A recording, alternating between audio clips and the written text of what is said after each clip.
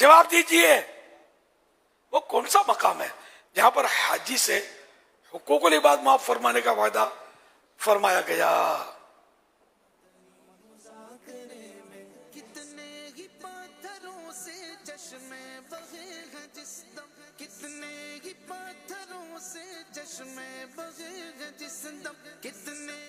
अस्सलामु अलैकुम व रहमतुल्लाहि व बरकातुहू। वालेकुम अस्सलाम व रहमतुल्लाहि व बरकातुहू।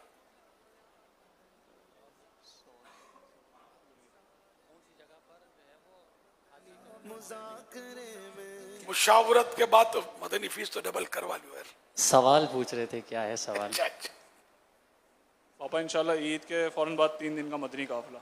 इंशाअल्लाहुल करीम। पापा मुज़दलिफा। जवाब दुरुस्त है।